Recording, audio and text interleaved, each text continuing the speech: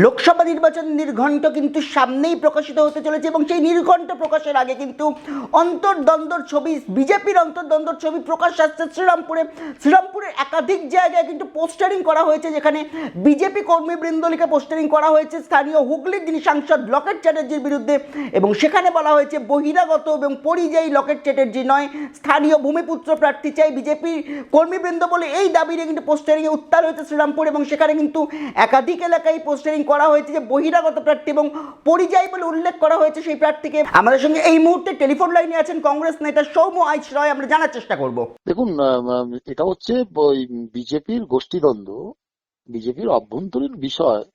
এক গ্রুপ আরেক গ্রুপকে পছন্দ হচ্ছে না, আরেক গ্রুপ আরেক গ্রুপকে পছন্দ হচ্ছে না। তো যত নির্বাচন এগিয়ে আসছে তখন এগুলো করছে আর কি নিজেদের মধ্যে। তো এই নিয়ে আমাদের মন্তব্য করার কি আছে? বিজেপি তরফ থেকে পক্ষান্তরে তৃণমূলের দিকে আঙুল তুলছে, এটা বিজেপির কাজ না, তৃণমূল ভ্রান্তি সৃষ্টি করার জন্য এই জিনিসটা করছে ওখানে। তৃণমূল করছে কি বিজেপি করছে, এটা মানে মানে ওরা যারা বলছেন তারাই বা জানলেন কি করে? পোস্টারের নিচে কি কারোর নাম লেখা আছে? তো পরিষ্কার কথা যে আভ্যন্তরীণ, এটা বিজেপিও যে স্টেটমেন্টটা দিয়েছে তাতে তো মনে হচ্ছে যে বিজেপির আভ্যন্তরীণ কোদল, এবং তৃণমূলের তো আভ্যন্তরীণ কোদল আছেই। সেটা তৃণমূলের প্রার্থী ঠিক হওয়ার জন্য হবে, কিন্তু বিজেপির কে প্রার্থী হবে সেটা নিশ্চয়ই তৃণমূল ঠিক করে দেবে না।